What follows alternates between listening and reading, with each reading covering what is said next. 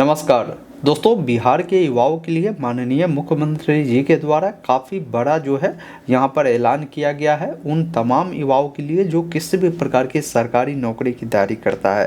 क्योंकि अब नौकरी को लेकर जो आप पहले परेशान होते थे ना कि कोई भी भर्ती का हम फॉर्म भर रहे हैं, भाई उसका परीक्षा होगा या नहीं होगा, उसका परीक्षा कब होगा, ये सारी चीज़ों की अब टेंशन जो है आपका ख़त्म होने वाला है। क्योंकि अब ये सारी चीज़ें आपको पहले से ही पता होगी कि मान लीजिए 2026 अब आने वाला है, तो 2026 में कौन कौन से विभाग में भर्ती आएगी, उस विभाग में जो भर्ती आएगी उसकी फॉर्म फिलअप की प्रक्रिया कब होगी, उसका परीक्षा कब होगा, वो सारा डेडलाइन जो है पहले ही आपको पता हो जाएगा।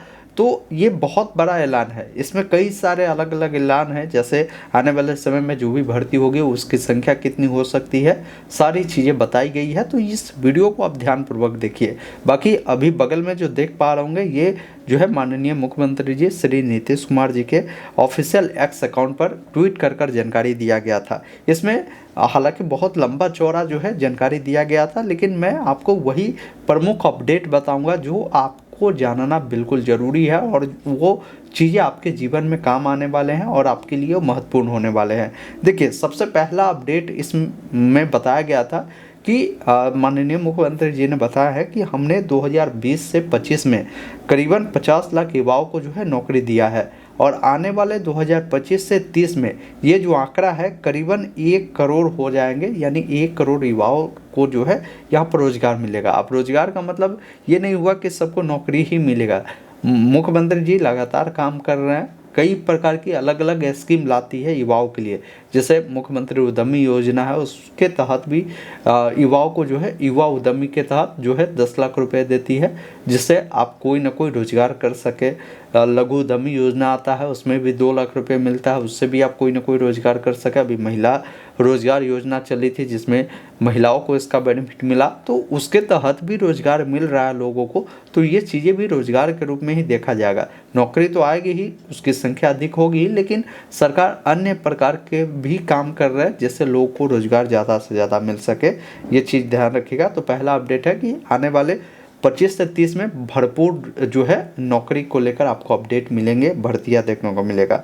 सरकार ने ये भी ऐलान किया है कि जितने भी विभाग है बिहार में, उन सभी विभागों को 30 दिसंबर 2025 से पहले ही आपको इसकी अधियाचना देनी होगी कि किस डिपार्टमेंट में कितने सीटें हैं, ताकि उस सीट को देखते हुए जो विभाग है, मान लीजिए बीपीएससी में जो है सीटों की संख्या है, जैसे आप देखते हैं ना टीचर के लिए, तो टीचर का जो भी भर्ती प्रक्रिया है वो बीपीएससी कराती है। तो टीचर वाला जो भी भर्ती है विभाग जब डाटा देगी तो फिर वो जो डाटा है बीपीएससी के पास जाएगा। बीपीएससी फिर कैलेंडर जारी करेगा कि भाई मैं आगे जो है टीचर की जो भर्ती लाऊंगा तो उसका जो फॉर्म फिलअप है मैं कब लूँगा, उसका लास्ट डेट क्या होगा, उसका एग्ज़ाम का जो संभावित तिथि है वो क्या होगा, रिजल्ट कब आएगा, ये सारी चीज़ पहले बता देगी। तो ऐसा सिर्फ बीपीएससी ही नहीं करेगी, बिहार में जितने भी आयोग है उन सभी आयोग का काम रहेगा कि उसका जो भी नोटिफिकेशन देना है ना, वो जनवरी 2026 में ही वो डाटा दे दे कि भाई कौन कौन से भर्ती जो है इस साल आने वाली है, उसका कब परीक्षा होगी, कब से कब तक फॉर्म फिलअप होंगे।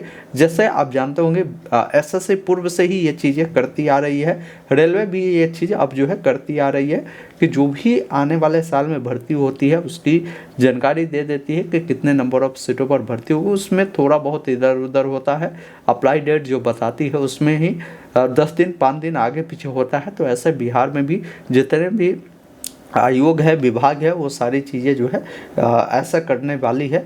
26 का जो कैलेंडर है जनवरी में आपको देखने को मिल जाएगा। ये चीज़ें माननीय मुख्यमंत्री जी ने बताया है।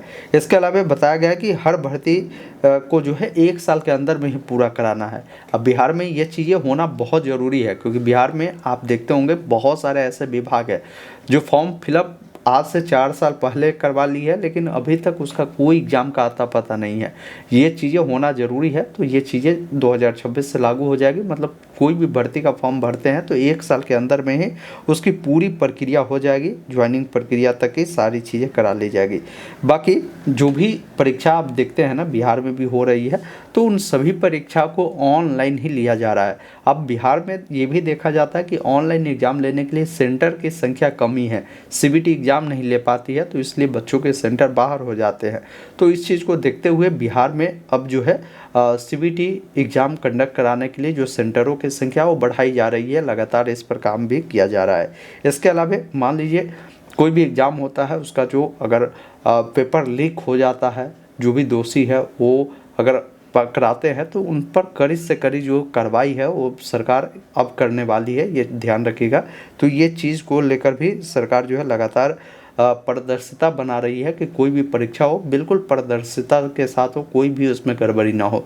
तो ये कुछ अपडेट था जो हमें लगता है कि आम लोगों के लिए, जो विद्यार्थी है खासकर उनके लिए महत्वपूर्ण होगा, आम लोगों के लिए तो नहीं है, लेकिन जो किसी भी प्रकार की नौकरी की तैयारी करता है उनके साथ ये वीडियो को शेयर कर दीजिएगा, उनको भी ये सारी अपडेट मिलेगा।